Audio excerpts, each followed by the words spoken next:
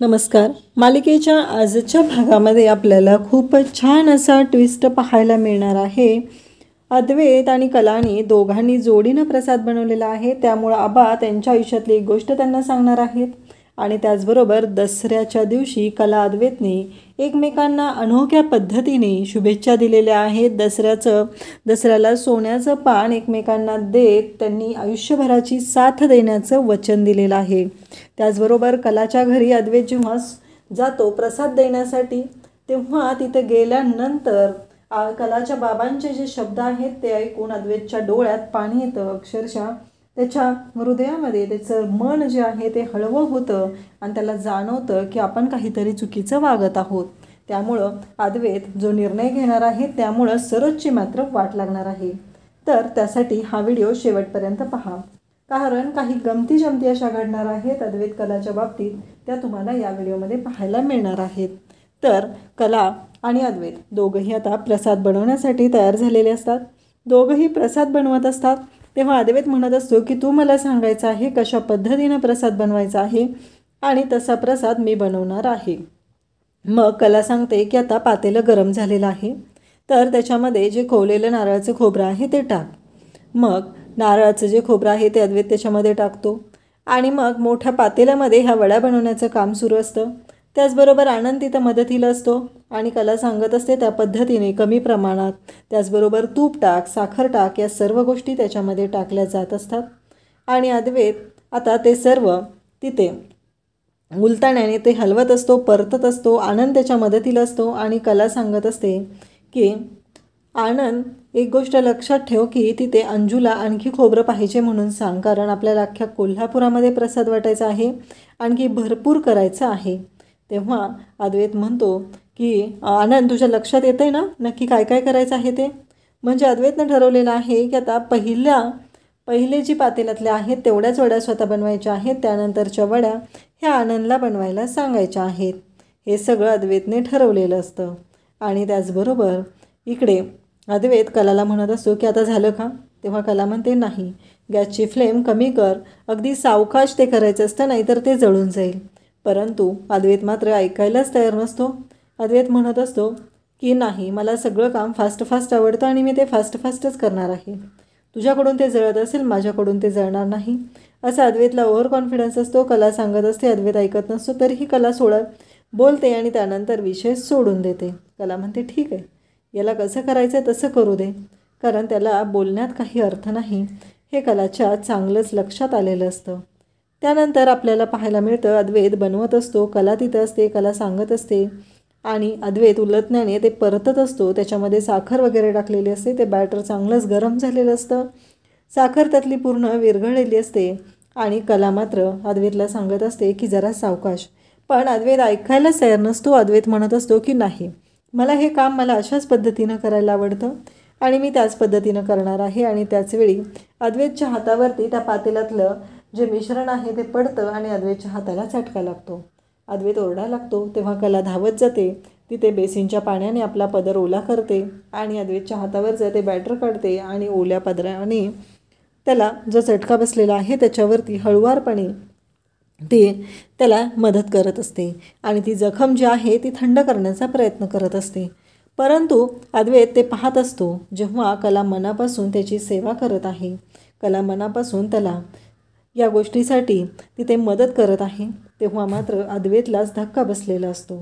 अद्वैत विचार करत असतो की एवढं सगळं झालं तरीही ही माझ्याशी चांगलंच वागत आहे, ही प्रत्येक वेळेस माझ्याशी चांगलं वागत आहे, माझ्याशी चांगलं बोलत आहे, आणि तरीही मी हिच्याशी चुकीचं वागतोय का? दोघंही एकमेकांच्या डोळ्यात पाहत असतात, दोघंही एकमेकांकडे पाहत असतात. आणि त्याचबरोबर कला आणि अद्वैत कलाला म्हणतो की झालं माझं, म्हणजे नक्की आता काय करायचं आहे पुढचं सांग, असं अद्वैत म्हणत असतो. मग कला सांगत असते त्या पद्धतीने अद्वैत पुढं म्हणत असतो की आता बॅटर झालेलं आहे, हे जे सगळं तयार झालेलं आहे, कला म्हणते असे आपल्याला भरपूर ट्रे बनवायचे आहेत आणि आपल्याला अशा पद्धतीने काम करायचं आहे, हे कलाने सांगितलेलं असतं. आणि त्याचबरोबर हे सगळं जेव्हा घडत असतं तेव्हा आता ते बॅटर जे आहे ते ट्रेमध्ये ओतलेलं असतं आणि अद्वैत आणि कला दोघंही आता वड्या पाडण्याचं काम करत असतात.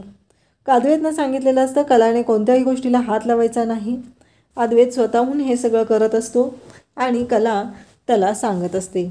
आणि आता तिथे येते ती म्हणजे सरोज.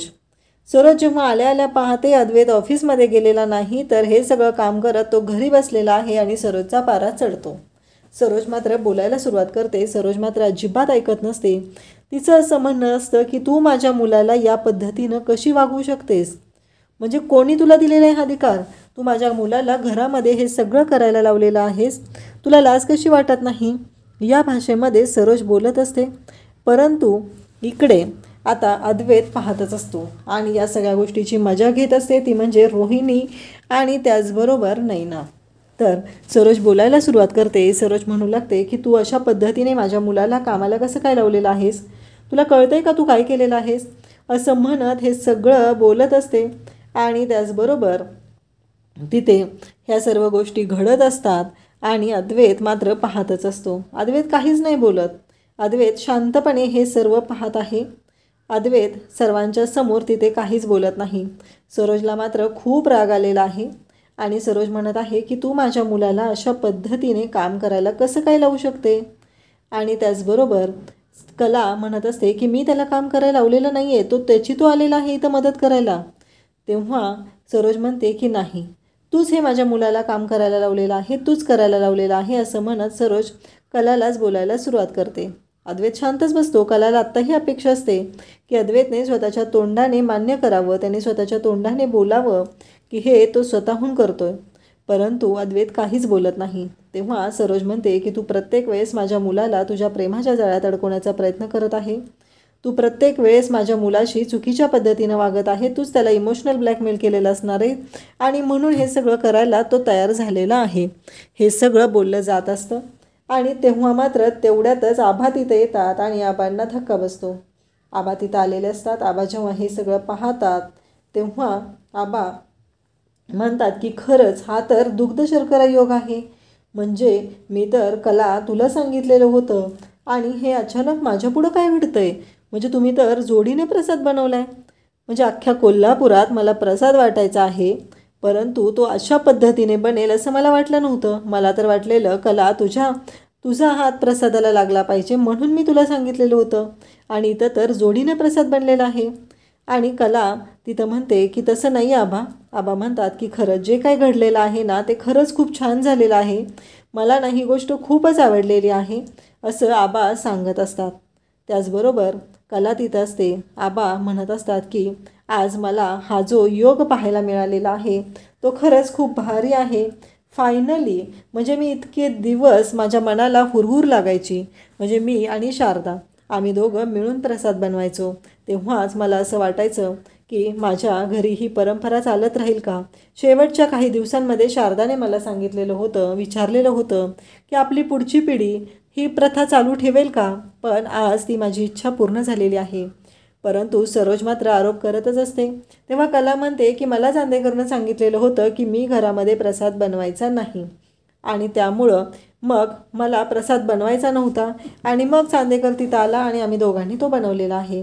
अद्वैत म्हणतो की हो आबा, कारण मी हिला घरात तर घेतलेलं होतं तुमच्या म्हणण्यानुसार, पण मला मात्र तिला कोणतीही गोष्ट करायला द्यायची नाही, कारण मी तिला सांगितलेलं होतं की काहीही झालं तरी देवीच्या उत्सवामध्ये तू सहभाग घ्यायचा नाही, कोणत्याही गोष्टीमध्ये तू पडायचं नाही.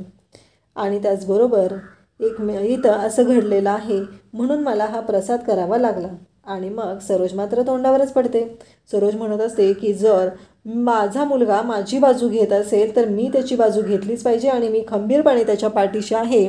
परंतु इथे अद्वैतच्या तोंडून हे शब्द ऐकल्यामुळं सरोजच आता तोंडावर पडलेली असते, कारण अद्वैतने स्वतःच्या तोंडून सांगितलेलं असतं की मी हिला सांगितलेलं होतं देवीच्या उत्सवात तू यायचं नाही, म्हणून मी हा प्रसाद बनवायला आलेलो आहे आणि तिने मला सांगितलं त्या पद्धतीने मी प्रसाद बनवलेला आहे.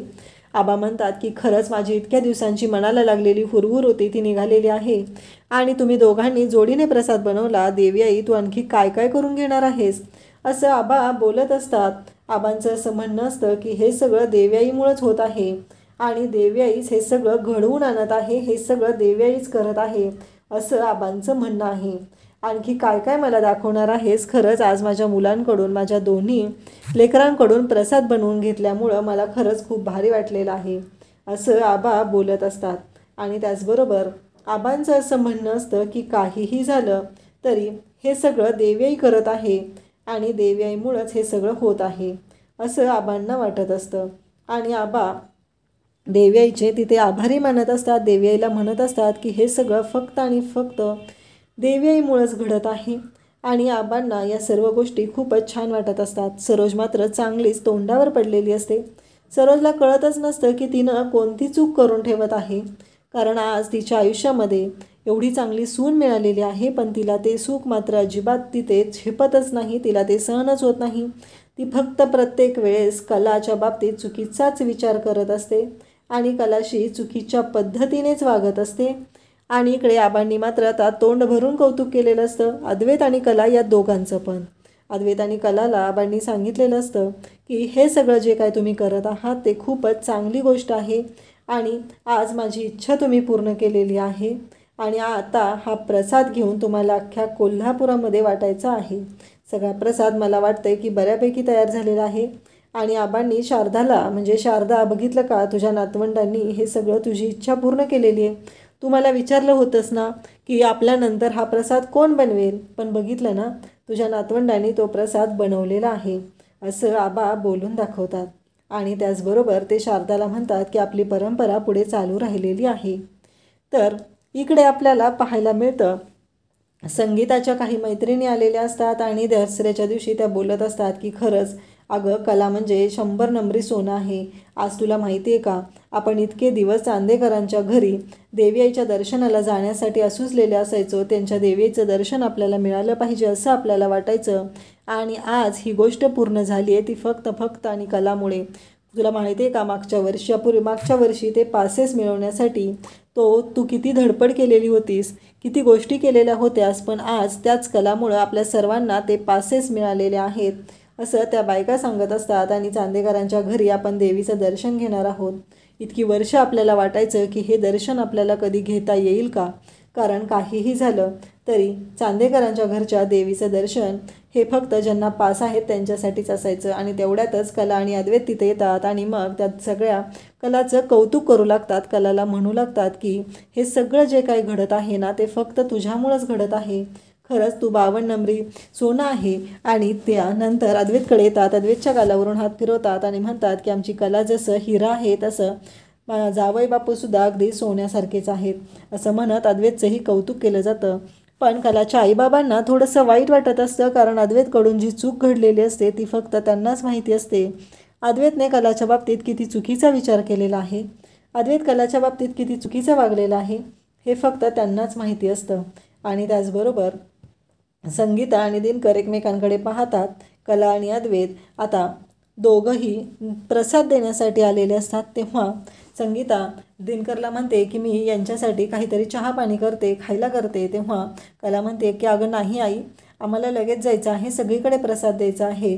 आणि त्याचबरोबर हे सगळं आत्ता चांदेकरांच्या देवीचा प्रसाद देण्याचं काम आमच्याकडे आहे.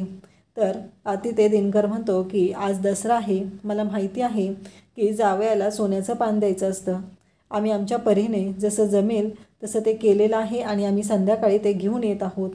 तेव्हा अद्वैत म्हणतो की त्याची काही गरज नाही, तुम्ही नका करू ते. आणि कला आणि अद्वैत दोघंही बाहेर येतात आणि अद्वैत म्हणत असतो की तेवढं काही करायची काही गरज नाही. कला म्हणत असते मी बघते माझ्याकडून काही पैसे जमतात का आणि मग मी देते, असं ती आईबाबांना सांगत असते. परंतु अद्वैत म्हणत असतो की नको, कारण त्याची काहीही गरज नाही. काहीही झालं तरी त्या तुमच्यावरती ऑलरेडी कर्जाचा इतका मोठा डोंगर आहे. तेवढ्यात कलाचे बाबा तिथे येतात आणि कलाला म्हणू लागतात, अद्वैतला म्हणू लागतात की मान्य मला तुमचं लग्न ज्या परिस्थितीत झालं, पण आता मी तुम्हाला एक विनंती करतोय, कारण काहीही झालं तरी एका बापासाठी त्याची पोरगी हे म्हणजे त्याचा काळजाचा तुकडा असतो. त्या दिवशी तुमच्या घरी जी गोष्ट घडलेली आहे ती पुन्हा घडू देऊ नका, कारण काहीही झालं तरी माझ्या काळजाचा तुकडा मी तुमच्याकडे दिलेला आहे. मान्य तुमचं लग्न ज्या परिस्थितीत झालं ती परिस्थिती चुकीची होती, परंतु माझी कला खरंच गुणी आहे, ती कधीच चुकीचं वागणार नाही, हे सगळं कलाचे बाबा बोलत असतात. आणि त्याचबरोबर कलाच्यासाठी ते म्हणत असतात की मी तुम्हाला विनवणी करतो, माझ्या मुलीला पुन्हा त्रास होणार नाही, पुन्हा तो दिवस मला बघायला नको असं मी तुम्हाला सांगत आहे, असं कलाच्या बाबांनी अद्वैतला सांगितलेलं असतं. आणि कलाच्या बाबा तिथं बोलतात. कला म्हणते की बाबा, तुमची मुलगी खूप खंबीर आहे, तुम्ही प्लीज असं बोलू नका, कारण मी तुटून पडेल. मला माहिती आहे काय घडलेलं आहे, हे सगळ्या गोष्टींचा तुम्हाला त्रास झालेला आहे, परंतु मला आता असं वाटतंय की तुम्ही प्लीज असं बोलू नका, कारण तुमच्या या बोलण्यामुळे मला माझ्यातला जो धीर आहे तो संपत जाईल. आणि असं म्हणत कला पुढे जाते. अद्वैत तिथं थांबलेला असतो. अद्वैत म्हणतो की खरंच हिच्या बाबांनी किती मनापासून माझ्याकडे विनंती केलेली आहे, त्या दिवशी जे घडलेलं होतं ते चुकीचंच होतं असं अद्वैत म्हणत असतो. आणि तेवढ्यात कलाला पाहतो आणि म्हणतो की नाही, काही झालं तरी मी ही गोष्ट विसरता कामा नये की हे या खरेचेच आईबाबा आहेत, असं अद्वैतचं म्हणणं येतं. आणि अद्वैत म्हणतो की नाही, मी त्यांना जे शब्द बोलत होतो ते चुकीचे आहेत असं अद्वैतला वाटत राहतं. आणि त्याचबरोबर उद्याच्या भागामध्ये आता दसरा आहे आणि अद्वैत कलाला दसऱ्याच्या शुभेच्छा देत असतो. तोंडावरती 12 वाजलेले असतात आणि कलाच्या हातामध्ये सोन्याचं पान देत असतो. तेव्हा आबा म्हणतात की अद्वैत, तू विसरलास का रे? म्हणजे तू आत्ताच दसऱ्याच्या शुभेच्छा पहिल्यांदा देतोयस असं वाटायला लागले मला, कारण बघितलंस ना तू सुनबाईला कशा पद्धतीने शुभेच्छा देतोय. तेव्हा आबा म्हणत असतात, आबांच्या पाठीमागं अद्वैत म्हणत असतो, आबा म्हणत असतात की तू माझ्या आयुष्यात सोन्यासारखे आलेले आहे, तर आयुष्यभर सोन्यासारखं राहा आणि या दसऱ्याच्या तुला सोन्यासारख्या शुभेच्छा, तसं अद्वैत म्हणत असतो. त्यानंतर आता कलाचा नंबर असतो. कला अद्वैतला दसऱ्याच्या शुभेच्छा देणार असते आणि कला अद्वैतला दसऱ्याच्या शुभेच्छा देते, त्याच्या हातामध्ये सोन्याचं पान देते, त्याला म्हणते की तू आयुष्यभर सोन्यासारखं राहा. आणि त्यानंतर वाकून सर्वांच्या समोर त्याला नमस्कार करू लागते आणि त्याच्या पायाला चिमटा काढते. तेव्हा मात्र इकडे अद्वैत आई असं ओरडतो आणि तो पुन्हा म्हणतो की आयुष्यमान भव, असा आशीर्वाद तो कलाला देतो. खरं तर कलाने अद्वैतची चांगलीच फिरकी घेतलेली असते. सरोज मात्र पाहत असते. सर्वांच्या समोर कलाने अद्वैतच्या पायाला चिमटा घेतलेला असतो आणि दोघंही एकमेकांकडे पाहत असतात. अशाच अपडेटसाठी चॅनलला सबस्क्राईब करा. थँक्यू.